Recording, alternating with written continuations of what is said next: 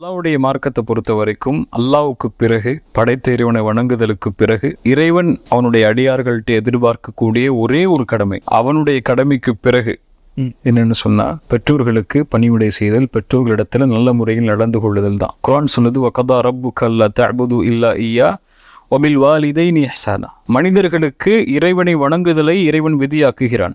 அதற்கு பிறகு அல்லாஹ் என்ன சொல்றான்னா, பெற்றோர்களிடத்தில் நல்ல முறையில் நடந்து கொள்ளுதலை இறைவனுக்கு பிறகு இறைவன் விதியாக்குகிறான் அப்படின்னு சொல்றான். குர்ஆன்ல ரெண்டு வசனங்கள், குர்ஆன்ல 3 வசனங்கள் இருக்கு. ரெண்டு கடமைகளை இணைத்து சொல்லும்.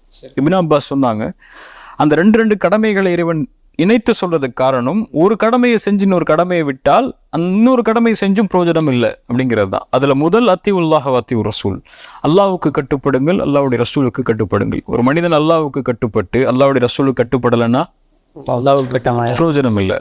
2வது அக்கீமுஸ் ஸலவாத்து ஸக்கா, தொழுகை நிறைவேற்றுங்கள், ஜக்காத்தை கொடுங்கள்.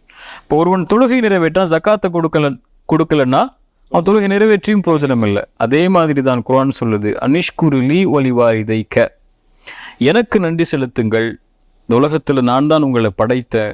2வது உங்களுடைய பெற்றோர்களுக்கு நன்றி செலுத்துங்கள், ஏன்னா அவங்க மூலியமா தான் இந்த உலகத்துக்கு நீங்க வந்தீங்க. அப்படின்னா எனக்கு நன்றி செலுத்துகிறான் ஒருவன், அல்லாஹ்வுக்கு நன்றி செலுத்துகிறான் ஒருவன், பெற்றோர்களுக்கு நன்றி செலுத்தலைன்னா என்ன அர்த்தம்? அல்லாஹ்வுக்கு நன்றி செலுத்தலன்னு அர்த்தம். அல்லாஹ்வுடைய மார்க்கத்தில் முதன்மைப்படுத்தக்கூடிய காரியம் அல்லாவை வணங்குதலுக்கு பிறகு அப்படின்னு சொன்னா பெற்றோர்களிடத்துல நல்ல முறையில் நடந்து கொள்ளுதல் தான். இந்த தீன்ல ஒரு மனிதன் இறைவனிடத்துல நெருங்குவதற்குரிய முதல் காரியம்னு, நான் திருப்திப்படுத்தணும், என் ரப்பிட்ட நல்ல ஒரு அடியானா இருக்கணும்னு எனக்கு ஒரு அளவீடு இருக்கணும்னா, அது முதல் அளவீடே நீங்க பெற்றோர்கள்ட்ட எப்படி நடந்து கொள்றீங்களோ அதை பொறுத்து அமையும். 2வது, இறைவனிடத்துல நீங்க மிகப்பெரிய கெட்டவராக, இறைவனுக்கு நன்றி செலுத்தாத ஒரு அடியானாக ஆகுவதற்கு, இறைவனை மறுப்பதற்கு பிறகு ஒரு பெரிய பாவத்தை நீங்க செய்யணும்னா, உங்க பெற்றோர்களிடத்துல போய் நோவினை செஞ்சிருங்க, உங்க பெற்றோர்களை காயப்படுத்திடுங்க, உங்க பெற்றோர்கள் கண்ணீர் வடிக்கிறது காரணமாயிருங்க, உங்கள் பெற்றோர்கள் உங்களை வெறுக்கிறது காரணமாயிருங்க, அவ்வளவுதான் போதும்.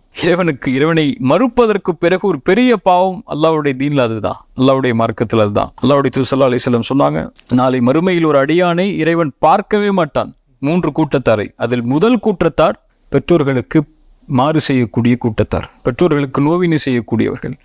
இறைவன் நாளை மறுமையில் ஒரு மனிதன் எவ்வளவு செயலை செய்து வந்தாலும் இந்த செயல் இருந்தால் எந்த ஒரு செயலையும் அங்கீகரிக்க மாட்டான். அந்த செயல் அல்லாஹ்வுடைய சொன்னாங்க, பெற்றோர்களுக்கு நோவினை செய்கிறது.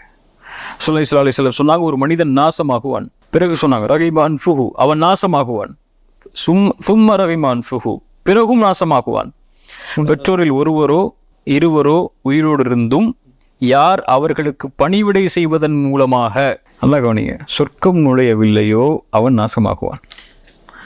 சுப்ஹானல்லாஹ், எவ்வளவு பெரிய எச்சரிக்கை அல்லாஹ்வுடைய மார்க்கம் சொல்லுது. ஒரே ஒரு செய்தி சொல்லி முடிச்சுக்கிறேன். அல்லாஹ்விடத்தில் ஒரு மனிதன் நெருங்குவதற்கு உள்ள முதல் அடிப்படை காரியம் பெற்றோர்களிடத்தில் நல்ல முறையில் நடந்து கொள்றது தான். இப்னு அப்பாஸ் ரலியல்லாஹு அன்ஹு ஒருவர் அவர் சொல்றார், இப்னு அப்பாஸ், நான் ஒரு பெண்ணை திருமணம் செய்ய ஆசைப்பட்டு பெண் பேசினேன், அந்த பெண்ணோ என்னை ஏமாற்றி இன்னொருத்தரை திருமணம் செஞ்சுட்டார். ஆனால் கோபத்தில் அந்த பெண்ணை நான் கொலை செஞ்சுட்டேன், தண்டனை எனக்கு கிடைக்க போகுது, அதுக்கு என்ன தண்டனையோ வாங்கி கொள்றேன், ஆனா ஃபஹல்லி மின் தௌபா, அல்லாஹ்விடத்தில் எனக்கு மன்னிப்பு உண்டா அப்படின்னு கேட்கிறாங்க, நான் செய்த இந்த பாவத்துக்கு. இப்னு அப்பாஸ் கேட்டாங்க, உம்முக ஹய்யா, உன் தாய் உயிரோடு இருக்கிறாளா?